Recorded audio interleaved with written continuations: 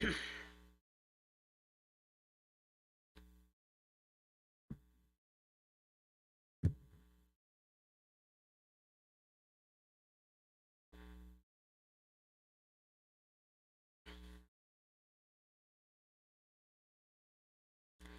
حول ولا قوة إلا بالله العلي العظيم.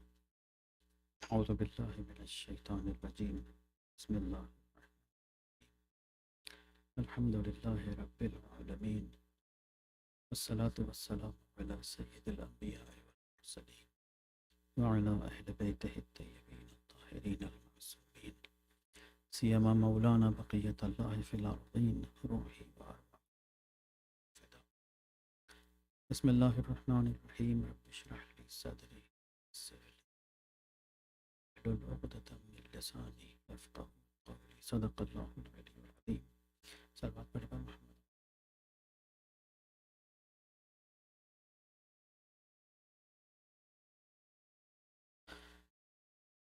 We were discussing about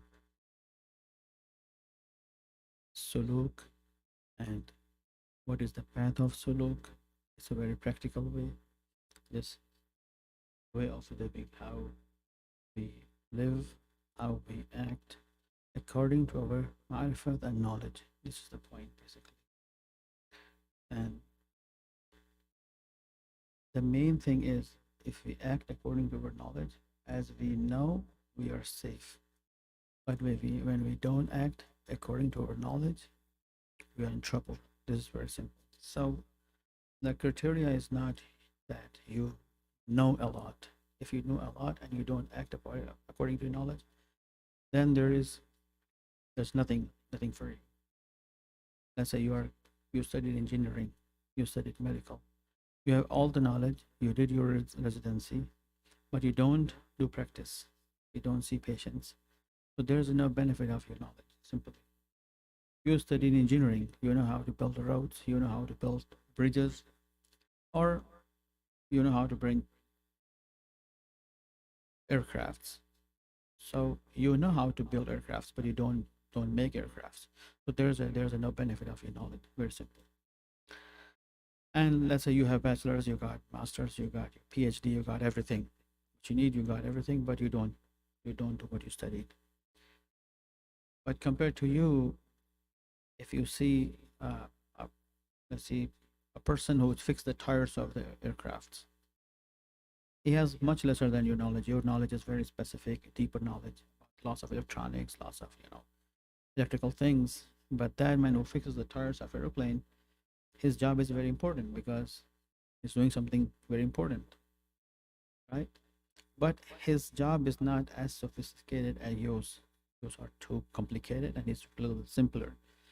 But according to his knowledge, if he acts according to his knowledge, whatever he's doing, it's correct according to his knowledge, he is much better than a doctor who's not practicing. He's much better than an engineer who can build a bridge, who can build something, big infrastructure, but he's not doing it.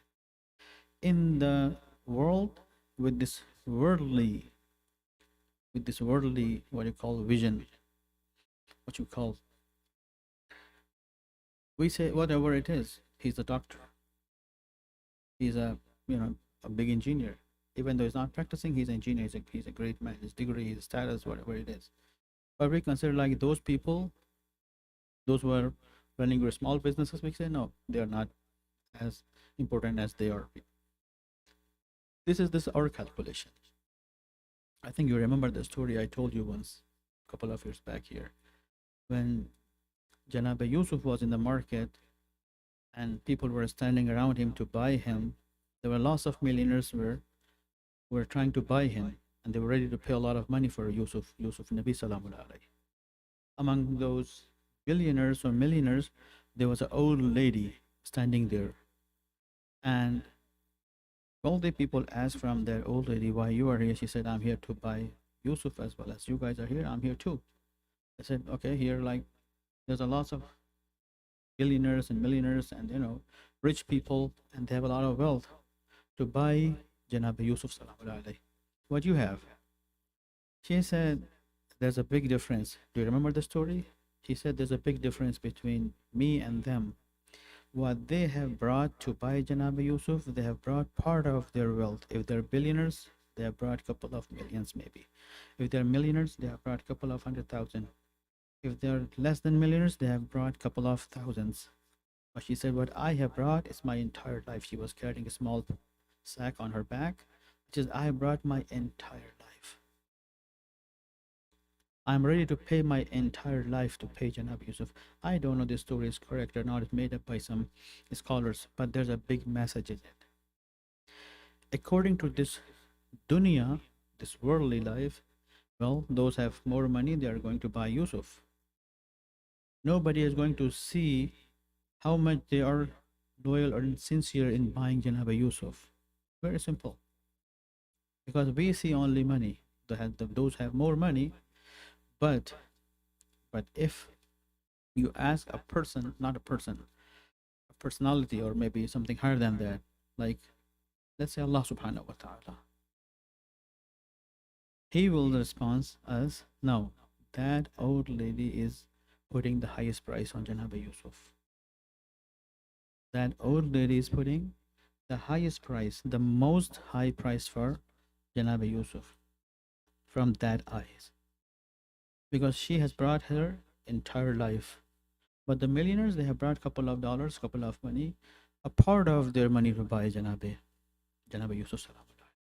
So there's a two different visions. There's a two different analysis. There's a two different, what we call in Urdu or Farsi, negah. How do you see things? How do you see things? Right? It's a very common, simple thing. If in this dunya you will never find a man who say, no, that lady deserves to buy Janab Yusuf. You will not find anyone saying that. That lady who has brought her entire life in her sack, she has a right to buy Yusuf. Nobody will say that. In this dunya, based on its laws, we say no, those billionaires will pay more and they will buy Janab Yusuf. That's how we calculate in this dunya. But Allah doesn't calculate that thing that way.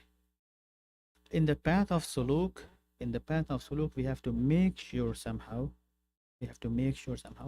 what we are doing, how we are performing things, what I'm trying to offer to Allah subhanahu wa ta'ala.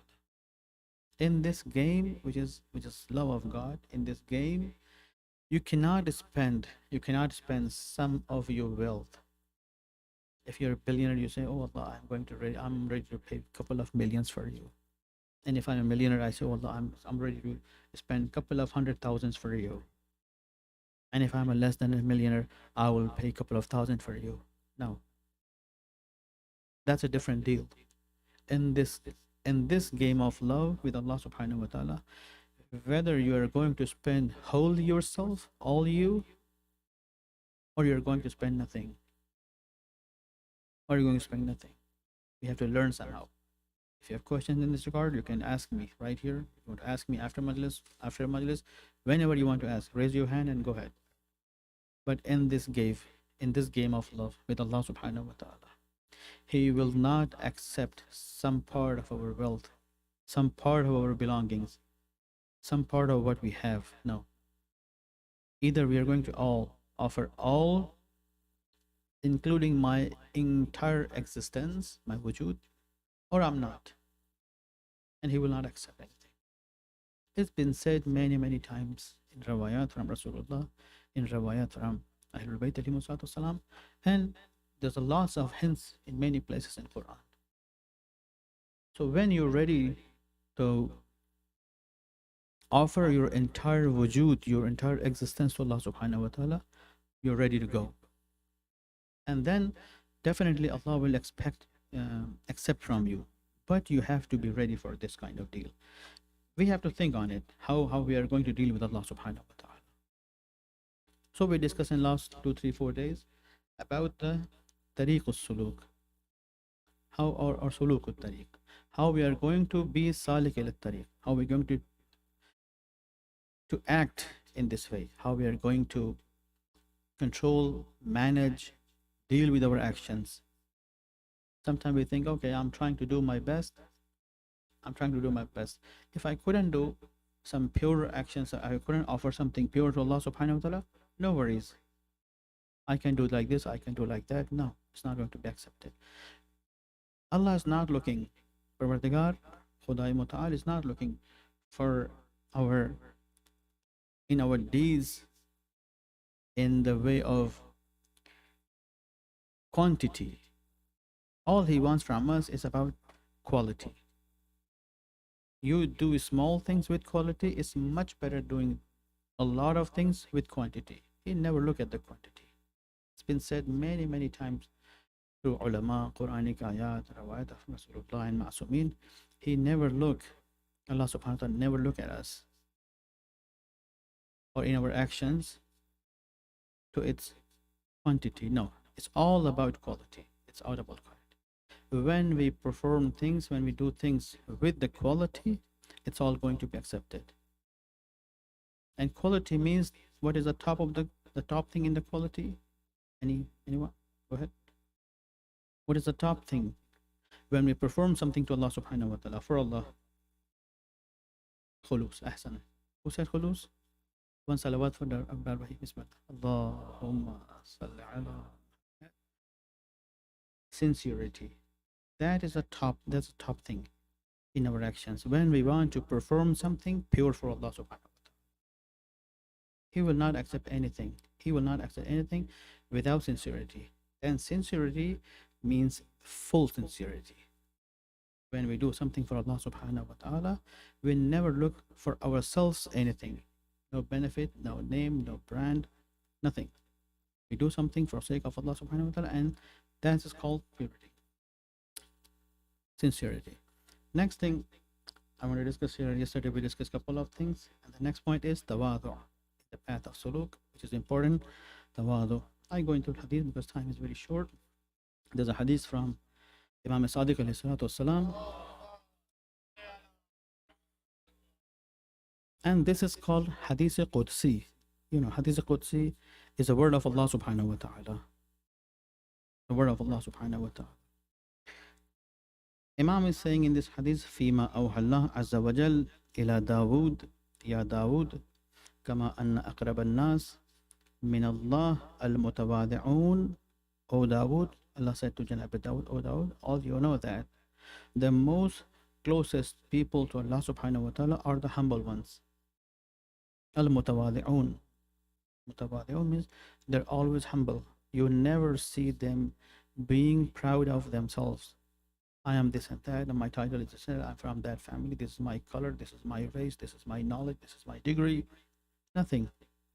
You always see them the most humble people. You can feel from their expressions on their face they are humble. And there are certain signs, alamat, are discussed in hadith. I don't go in those details. But the main thing is, what Allah wants from us, we have to be humble. Imam said, from Allah subhanahu wa ta'ala to Janab Dawood, ya Dawood, kama an aqrab al-nas min Allah al-mutawadi'un, kadhalika ab'adu al-nas min Allah al-mutakabbirun. In the same way, those who are mutakabbir, they're the most far people from Allah subhanahu wa ta'ala. So now we can judge ourselves how much takabbur or how much this bad quality we have in ourselves. In that amount, we are from Allah subhanahu wa ta'ala. So the most closest people to Allah are mutawadi'un, the most humble ones. And humble ones are not those when they're all the situations all good, we're all friends and they become humble. No, we can see them humble when their fight is going on, when there's challenge going on, when there's a battle going on, when there's hot discussion is going on, and then say, no, they forget their humbleness. They say, no, I have to win. I have to say my word. I have to hurt him. I have to beat him. That's a place we can find them, who are the real mutawadi'un and who are real mutakabbirun. So the closest people, the most closest people to Allah subhanahu wa ta'ala are those who are mutawadi'un, most humble ones. And وَكَذَلِكَ أَبْعَدَ النَّاسِ مِنَ اللَّهِ الْمُتَكَبِّرُونَ. The most far people from Allah subhanahu wa ta'ala are Mutakabbirun, people, they think they are something. They have some status. They have achieved something in this dunya and they're superior than others. They're top line than others. They're better than others. Those who, in any way, a person asks from Imam Hussein alayhi salatu wasalam, what is the way of application of this theory? How can I apply it in my life? Imam Hussein says, Salamullah, said, when you leave your home, when you go out, anybody you see or everyone you see, you have to assume that he is better than you. Whatever, doesn't matter. You are a lawyer, you're an engineer, you're a Ayatollah, you're a Sheikh, you're Sayyid, you're a Mirza, you're Hindustani, you're Irani, you're Afghani, you're Lebanese. Doesn't matter. Doesn't matter. Whoever you meet, you have to assume that he is better than you. And then in another hadith, Imam Sadiq Salam says, if you see someone's bad thing, say his all good deeds are hidden. I have no idea of that. So based on those or that assumption, you have to think he's better than you while you're seeing bad things from him. And if you see something good in someone, all good, then you have to say, look at him, how good he is, and I'm not as him, a good person. So he's better than me. Doesn't matter, he's better than you, he's lesser than you. He's better than you, you say, look at him. I don't have all those good. Number one. If he's bad, you will assume that his good deeds are hidden in him. I don't know. So based on that assumption, he's better than me. But in any case, we have to assume that this person is better than me. Doesn't matter whatever you are. And this is not my words. This is words of Imam Jafar Sadiq and Abu Abdullah al-Hussein. Simple. Very simple. So that is the assumption. They're all better than me. They're all better than you. They're all better than us. If we become habitual based on living these kind of science, these kind of wisdoms and knowledge, we will change the way we look at the people, the way we deal with people, the way we act with people. Everything will be changed. Everything will be changed. No fitna, no fasad. In that case, if I know this brother, this sister, this brother, that sister, they know better than me how to do this work, I will never interfere in those deeds. I will always offer others, you go ahead, you know better than me, brother. Or come with me, help me, let's do together. But it doesn't happen usually. We always say, no, let me do this, let me do this. Please, brother, don't mess up. You don't know how to do this. Why are you saying you do know this? Always try to find a specialist one in each field. Always consider others, they know better than you. And if you know that they have some idea, then definitely you have to offer them first. That work, that deed, that prefer, whatever it is.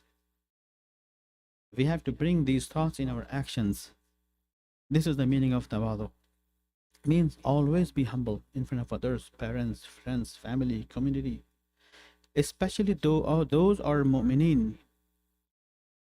It's highly recommended. Those are mu'mineen. We have to be so humble to them. We have to be so nice to them. That's the guidance of Ahlul Bayt. Next hadith is from Sallu ala Muhammad wa ala Muhammad. Next hadith is from Imam Baqir alayhi salatu wasalam, where he says, Al-Jabbarun ab'adun nas min Allah azza wa jal yawm al-qiyamah. Good people in the day of Qiyamah, they are going to stand very close to Prophet Muhammad sallallahu alaihi wasallam, and around Anbiya alayhi salatu wasalam, and then around Ahlul Bayt, and they are going to be very close to the light of Nur of Allah subhanahu wa ta'ala. Very close. And awliya and their best friends, not muhibbeen and lovers. Maybe not. But the Shia, yes, definitely are going to be close, very close to them. And the Shia are going to be very close to them. In this hadith, Imam Baqir is saying, Al-Jabbaruna ab'adan nas min Allah azza wa jal yawm al-qiyamah. Those who are people of Jabr, those who act with force, those who are pushy, those who are think I know and others shouldn't do that because I want to do that. My brother, If you know others are making corruptions, you have to move forward. You have to be there. But if you know there are someone who knows better than you, then you have to let them go. But the Jabbarun, those who do Jabr on people, force, they do push people, they do the people of oppression, Zulm, they are going to the most far people standing from Allah subhanahu wa ta'ala. And that land is not like from here 10 mile and 10 mile and 20 mile and 50 mile and 1,000 mile. They might be billions of miles away from Ahlul Bayt alayhi salam, the day of Qiyamah. It's very sad for them. People of Jabr, people of Dhulm. Jabr kind of Dhulm. Those who push others, those who force others without any reason because they want it, others have to do that. Such kind of people are going to be most far people from Allah subhanahu wa ta'ala. Far, far away from the mercy of Allah. They are not close to Allah subhanahu wa ta'ala. Who knows they are going to stand where? We cannot imagine those distances basically. It's unimaginable for us. We cannot do that. We cannot imagine that even though. So we have to be very careful. Ahlul Bayt have given us great guidance. Either we are going to act upon their guidance or we are going to be losers. There's no other way. And Ahlul Bayt are among us as Hujjah. Hujjah means solid proof. Whenever we're going to answer Allah subhanahu wa ta'ala, I had no idea how to perform this, someone will ring a bell there saying that date, that month, that year, you knew it, that you're making mistakes, you're doing mistakes.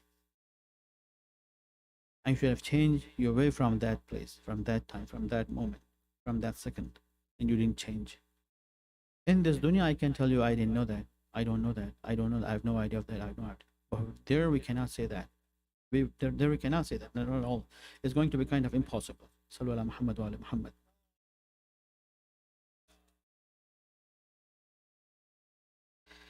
So we have to be careful.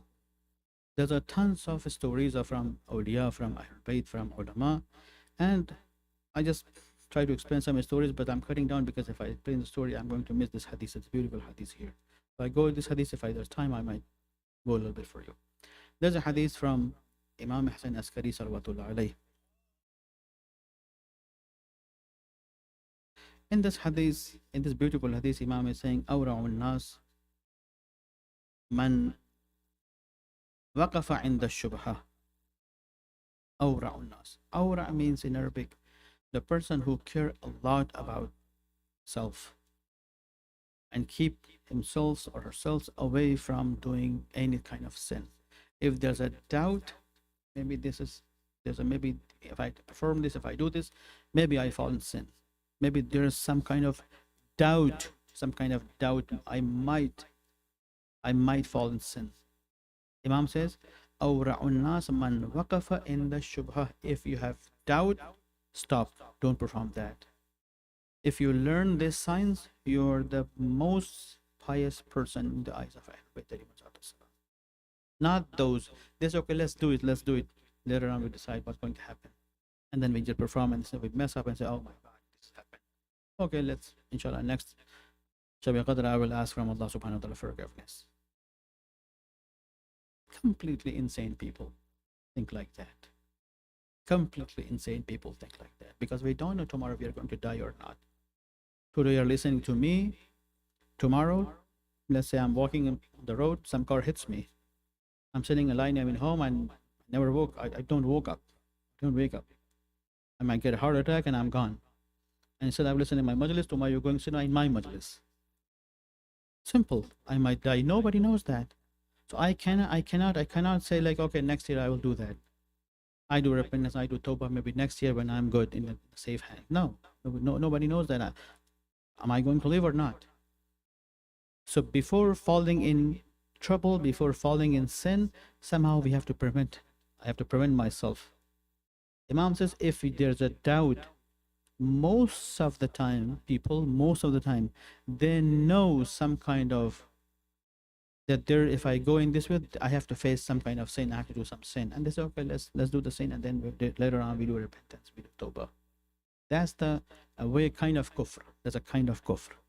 I know that there is in that action I'm going to go against the will of Allah subhanahu wa ta'ala and I say, okay, let's do it and then tomorrow tawbah. What do you mean? Doing sin, is it okay? In the hope that tomorrow I'm going to do tawbah? No, it's not correct. Imam says, if there's a doubt of sin, أورع الناس أورع الناس من وقف عند الشبهة. Those who stop, they control themselves, they prevent themselves from doing something because there's a doubt of sin. If there's a doubt, just stop. Then you are going to be the most people of wara. Wara means those most pious. They care about every single thing. Number 2. Then Imam says, أعبد الناس من أقام على الفرائض. Who are the person who performed the lots of ibadat in our culture, in modern culture? No, doesn't matter Pakistan or India or Afghanistan or Iran or Lebanon. Now we are all go just behind the WhatsApp. This night, list of amal. That night, list of amal. That day, list of amal. Those day, list of amal and amal and amal and amal. And we think we are all the best ones. We are just people of amal and amal. This is so strange. In our opinion, we are people of amal. We do lots of, and we think because of those amal, we are the most abd person. We are the highest level of, we achieve the highest level of servanthood to Allah subhanahu wa ta'ala. But this is in our eyes. What is through the eyes of Imam Sadiq alayhi salatu wasalam? Imam Hassan Askari says, from his eyes, أعبد الناس من أقام على الفرائض. If you stand on your wajibat, just on your wajibat, you are the most abd person. You are the most loyal servant of Allah subhanahu wa ta'ala. So let's a person who is sitting here, his wajibat is always perfect. All wajibat, all namaz, all saum, on time, and is not doing lots of things you do. A person came to Imam Baqir alayhi salatu wasalam in his dars, and he said, Imam, I'm not very abd person. I don't do a lot of mustahabbat. I don't do all those, manasik, all those a'mal and a'mal. I'm not that kind of person. But in my life, I have 3 or 4 things. Number 1, what I eat, it's all halal and from halal source. The food itself is halal. It's not like pork, not like dog, not like catfish, not like these things. And the source is halal. I always care throughout my life.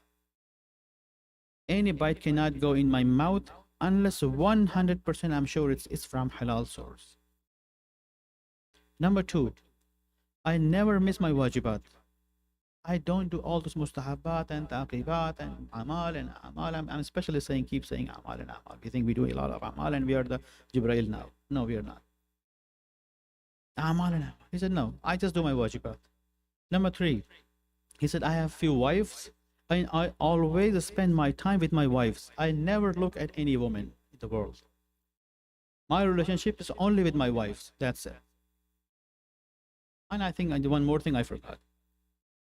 Imam told him, just stand up among his students. Lots of his students were sitting around Imam Baqir. He stood up. Imam said to all the students, look at him. He is the most arif person in our time. ये ज़माने के सबसे बड़े आरिफ हैं इस वक्त. Not my words. Imam Baqir salam alayhi says, look at him, all of you, just look at him. He is the most arif person of the time. So we have to learn from these things. That wajibat are the first priorities. If there's a doubt of sin, just say no, very simple. I'm not doing it. Because there's a doubt of falling in sin. Why should I spend my time in these things? Why should I put my life on risk? I don't want that. And make your relationship, your family, your friends, always mu'mineen and the best people. People who are doing sin in front of others, among others, they are fasiqeen. Never be friend with them. Never free be friend. Imam said once, Imam Sadiq said to his friends, if you have to visit a friend, always visit the most pious ones and never visit fasiqeen and munafiqeen. And then Imam gave them example, because those who are fasiq, corrupt ones, or munafiqs, hypocrite ones, those are just like plant. They're not going to see any green leaves on them. Those are like stones. You will never see a fountain on them. Those are like lands. You will never see greenery on them. They're just kind of dead. They're just kind of dead. Don't be in touch with dead people. Always be in connection with living ones. Mu'min is always alive. But those who are fasiqeen, they're not alive. Imam said, no, never visit them. Whenever you want to visit someone, visit the best ones. Find the best ones, and only be in touch with them. Very simple. If they're munafiqeen and these kind of fasiqeen, say no to them. Just disconnect with them. So the most awra' person, the most pious person, he prevents himself from falling in doubtful. There's a doubt of sin, he says no. Most a'bud an-nas, the most person who has achieved the quality of servanthood, is a person who always performs his wajibat on the top, at the best. Number 3, وَأَزْهَدُ النَّاسِ مَنْ تَرَكَ الْحَرَامِ. And who is the azhad? Means zahid. Zahid means the person who is not taking his life into the luxuries. There's a people in the world, they're always behind the luxuries and luxuries and luxuries and luxuries. They're not zahideen. Zahid means those who live very simple. Imam said the most simple people are, the zahideen are, those who prevent themselves from haram. If you know something is haram, say no. Is it haram? Say no. And according to Imam Hussain Askari Salamullah alayhi, you are the one of the most pious people, more zahid person. And then Imam said, وَأَشَدُّ النَّاسِ اجْتِهَادًا مَنْ تَرَكَ الذُّنُوبِ. Allah wants to see us always trying hard to be in His path. I always say that, my brothers, people of dunya and us, those who have faith in Allah subhanahu wa ta'ala and those who have no faith in Allah subhanahu wa ta'ala, the major difference is here. The major difference. People of dunya always swim in their desires. Whatever they seek, they go behind it. Whatever they want, they go behind it. They're just always there behind their desires. What we call in Urdu, man. मन ये पहनने कर रहा है, मन ये खाने कर रहा है, मन वो देखने कर रहा है, मन वो सुनने कर रहा है. जो मन कर रहा है उसके पीछे भागे चले जा रहे हैं. They have no faith in Allah subhanahu wa ta'ala. Those who have faith in Allah subhanahu wa ta'ala, I always say, among ahead of us, there's a two option: taste or best. Either you go behind the taste or you go behind the best. Until we go behind the taste, we are just like child. Doesn't matter we are a child, we are a child of age 30 or 40 or 50 or 60 or 70 or 80 or 5-year-old. Doesn't matter. If we go behind the taste, we are still child.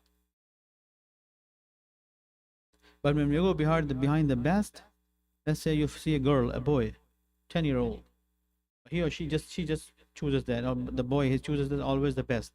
You can't say this boy is a boy, it's a little man, it's a little child. No, it's a very sincere man.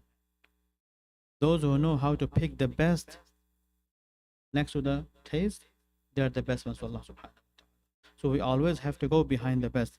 أَشَدُّ النَّاسِ اجْتِهَادًا مَنْ تَرَكَ الذُّنُوبِ. Those who quit doing sin, they are the best ones to Allah subhanahu wa ta'ala doing the ijtihad. Ijtihad, which is famous as ijtihad, means those who try to learn things from Quran, from Hadith, they are mujtahideen.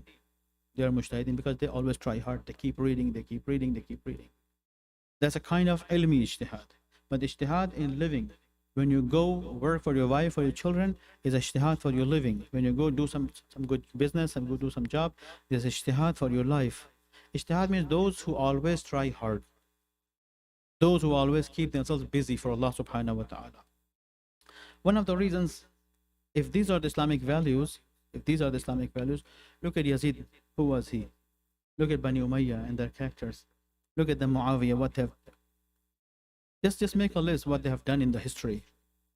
How many mu'mineen they killed, how many corruption they created, how many fasad they have created in the name of Allah, in the name of Islamic values, in the name of being successor of Prophet Muhammad. What they did basically. One of the things Imam said in one of his khutabat prior to coming to Karbala, he said, وَإِنَّ الْبِدْعَةَ قَدْ أُحْيِيَتْ. I don't see sunnat of Rasulullah. Everywhere I go, I see bid'ah. Bid'ah means if you do something on the name of religion, which is not religion. यानी दीन के नाम पर वो काम करना जिसका दीन से कोई राबिता है ही नहीं. लेकिन चूंकि हम कराची के हैं, हम इलाहाबाद के हैं, बम्बई के हैं, हम लाहौर के हैं, हम लखनऊ के हैं, हम अमरोहा के हैं, तो हमारे होता चला रहा है तो हमें करना ही करना है. क्यों करना है? क्योंकि होता चला रहा है, होता रहे. अगर दीन नहीं है तो नहीं है, बस सलाम. अगर दीन है तो दीन है. This is the point here basically. Imam said, "Innal bid'ah qad uhyiyat." यानी जहाँ पे जाओ बिदअत नजर आ रही है. दीन के नाम पर दीन वाले काम, दीन के नाम पर खिलाफ दीन हो रहा है. They think they are doing something for God, for religion, but in fact it's not religion, it's not deen. If it's not religion, it's not deen. Why are you doing this? That's how they made it, Banu Umayyah. Lots of things. Imam said, I have to stand up to start a battle with corruptions. And corruption started from the time of Abu Bakr, and then in the time of Janab Ammar, and then Janab Osman. Janab Osman, he just captured the entire Baytul Mal for his family and friends. He changed everything. Everything. Read this book from Allama Maududi. It's a very famous book. What is the name of the book? Khilafatul Mulukiyat. How he changed everything. There was no name of Prophet Muhammad. There was no values of Prophet Muhammad. Nothing. And then Muawiyah came in. He owned everything in his hand. And then he turned religion and leadership into Khilafah, into dynasty. King, and then his son, and then his son, and his son. And they both created fasad and fasad. Imam said, I have to take a stand against this fasad. And then Imam said, I have to do ihya deen. I have to realize religion. I have to bring up again all those Islamic values through the Sunnah Rasulullah, through the Quranic teachings. With that, they turned all wealth of Muslimin under their names, all Bani Umayyah. There's a lot of other examples. I don't want to bring you examples because you all know that. Most of them you know that. In one of the places when Imam was coming towards Karbala, he met Farazdak. And then he talked in detail with Farazdak why I am taking this stand against Yazid. Inshallah, tomorrow I will discuss a little more about those points. But we have to know that what was the mission of Imam? The Imam's mission was fix the things. My question is that if things were all aligned with Quranic teachings and Quranic values, Imam shouldn't have to take a stand for that things. Why Imam took a stand? In one of the, I think 2 days night, 4th of Muharram, Imam wrote a letter to the people of Basra and Kufa.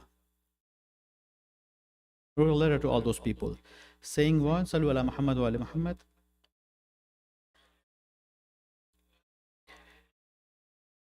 Imam wrote letters to his ashab, and their name is mentioned in history. People like Sulaiman ibn Surad al-Khazai and couple of more people. And Imam said, if you want to stand with me, I'm right here in the bit, in very close to you, Kufa. I'm in Karbala, in between. Come and join me. But they didn't come to join Imam Hussein, and they let Imam Hussein be killed by the army of Umar Asad in the Karbala, in very close distance. 61 Hijri Karbala happened. 63rd Hijri Harra happened. In Medina, Yazid killed all those Mu'mineen. And in 64 or 65 Hijri, Ibn Ziyad and his army and Yazid, they killed all those Sahabi of Imam Hussein. They wrote a letter to Imam Hussein. And when Imam Hussein was very close to them in Karbala, close to Kufa, he wrote another letter on the 4th of Muharram, this night, to the Sulaiman ibn Surad al-Khazai and others. and they didn't join Imam Hussein. And they took another stand after 4 years to take some revenge. What's the benefit for this revenge? You let your Imam die, and now you're taking stand, and you're all going to be killed, and they got killed. They got killed. If you do not support your leader, your rahbar, your religion, your book, your values in time, you're late. And there's no benefit for that. So we have to take a stand right in the correct time. And this is very important. Today's night, 4th of Muharram, Ubaidullah ibn Ziyad, he gave a lecture, big lecture in Masjid of Kufa. And after this lecture, right after this lecture, he sent an army of 13,000 people to Karbala. 13,000. Shimr came with 4,000 people. Yazid ibn Rikab came with 2,000 people. Hussein ibn Numair came with 4,000 people. And Mudayir ibn Rahina al-Mazani came with 3,000 people for killing Imam Hussein. This happened from this day, from the 4th of Muharram. They started moving towards Imam Hussein one by one in different groups. So basically, what we learn from this whole thing, we have to take a stand in right place, right time. Just like Zuhair ibn Qayn. He is famous in history as Osmani, supporter of Osman. But he was a nice man, just like Hur, who used to be in the Yazid's army. But he himself was a nice man, and he never had a chance to find guidance. The time he found the guidance, he joined Imam and he became part of Imam. Like Qais ibn Musahhar. I discussed yesterday about him. He was one of the Christians. But if he talked to Imam, he changed and he joined Imam. Zuhair ibn Qayn was same thing. Zuhair ibn Qayn, he was in a trip and Imam offered him, come and see me. He was reluctant. Should I go to Imam or not? His wife said, come on, son of Rasulullah is calling you. Just go ahead. Came to Imam, totally changed his mind. He said, okay, I'm going to join. And then he brought one of his cousins from his caravan and they both joined. They both joined to Imam Hussein alayhi salatu wassalam. Very strong person. 9th of Muharram, when Abul Fazl Abbas was sent by Imam Hussein to have a talk with Umar Sa'd, Imam sent Janab Abbas with 20 people. One of the 20 people were Zuhair ibn Qayn to support Janab Abbas. Until yesterday, he was among the Osmaniyin, totally in a different world. But the day he joined Imam Hussein trusted on him. जनाब ज़ुहैर इब्न क़ैन मौला अब्बास के साथ में आए थे उनको हिफाजत देने के लिए कि वो जा रहे हैं बात करने के लिए यजीद की फ़ौज से, तो मुझे उनके साथ होना जनाब मौला अब्बास की हिफाजत के लिए। जो 20 लोग आए थे उनमें से एक ज़ुहैर इब्न क़ैन थे। आकर उन्होंने गुफ्तगू की है, लेकिन दुश्मन की फ़ौज ने उस दिन भी और आशूर के दिन भी, जनाब ज़ुहैर इब्न क़ैन ने आशूर के दिन भी आके यजीद की फ़ौजों से गुफ्तगू की है, फ़कत अपने इमाम का दिफ़ा करने के लिए कि तुम लोग जिससे लड़ रहे हो वो ज़माने का इमाम है, वो फ़र्ज़ंद रसूल है, वो दीन का हाकिम है, वो दीन का मालिक है। लेकिन वही लोग, वही ज़हन, वही जहनीत, कोई फ़ायदा नहीं हुआ किसी को। उनके साथ तौहीन, उनके साथ बदतमीज़ी, बल्कि शिम्र के हुक्म से जनाब ज़ुहैर के ऊपर एक तीर भी फेंका गया, जिसको जनाब ज़ुहैर ने बचा तो लिया उस तीर को। कुछ देर के बाद जनाब ज़ुहैर को एहसास हुआ कि जब दुश्मनों के साथ जंग शुरू होती है तो दुश्मन हमला करना चाहते हैं ख़ैमों की तरफ, ख़ैमों को लूटना चाहते हैं, ख़ैमों को जलाना चाहते हैं। जनाब ज़ुहैर आखिर तक कोशिश करते रहे कि कोई इंसान ख़ैमे के नज़दीक न पहुँचे और ख़ैमों में आग न लगे। मैं कहूँगा जनाब ज़ुहैर इब्न क़ैन, आपने बड़ी कोशिश कर ली ख़ैमों को आगों से बचाने के लिए।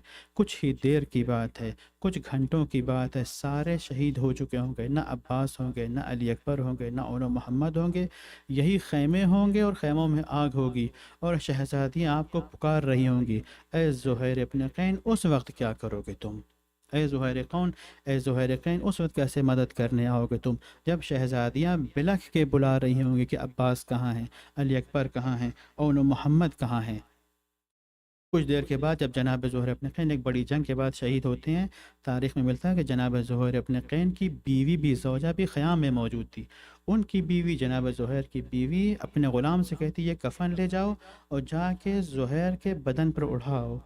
ग़ुलाम कफ़न लेकर आता है, देखता है मैदान کربلا میں ایک اور جنازہ ہے کہ جو نور میں ڈوبا ہوا ہے، جس کے بدن پہ کفن نہیں ہے، اس کے دل میں نہیں آتا کہ وہ کفن اپنے مولا کو پہنائے، وہ کفن جا کے امام حسین کے بدن پر بچھاتا ہے، واپس آ کے کہتا ہے بیوی سے، جناب زہیر کی بیوی سے کہتا ہے کہ بیوی میں نے کفن تو پہچانا چاہا، لیکن وہاں ایک اور بڑا نورانی بدن تھا، میں مجبور ہو گیا کفن کو اس بدن پہ بچھانے کے لیے۔ وہ جنازہ شہزادے جناب فاطمہ زہرا کا بیٹا حسین ابن علی تھا۔ وہ بی بی کہتی تم نے بڑا اچھا کام کیا، لو ایک کفن اور لے جاؤ۔ میں کہوں گا شہزادی ایک دو کفن سے کام نہیں بننے والا ہے، یہاں پر 72 نہیں 72 چاند کے ٹکڑے پڑے ہوئے ہیں، یہاں 72 نہیں 72 جنازے نورانی پڑے ہوئے ہیں، ہر جنازے کو کفن کی ضرورت ہے۔ سَيَعْلَمُ الَّذِينَ ظَلَمُوا أَيَّ مُنقَلِبٍ يَنقَلِبُونَ إِنَّا لِلَّهِ وَإِنَّا إِلَيْهِ راجعون رضا بقضائه تسلیما لأمره۔ پروردگار تجھے واسطہ ہے محمد و آل محمد کا ہمارے اس مختصر سے کو قبول فرما۔ بار اللہ تجھے واسطہ ہے محمد و آل محمد کو جو مشکلات میں ان کی مشکلات کو برطرف فرما۔ پروردگار تجھے واسطہ ہے محمد و آل محمد کو جو بیمار ہیں انہیں شفا عنایت فرما۔ بار اللہ تجھے واسطہ ہے محمد و آل محمد کا ہمارے امام کو ظہور جلد از جلد ہو اور ہم سب ان کے بہترین اعوان و انصار میں شمار ہوں۔ صلوات پڑھے بر محمد و آل محمد۔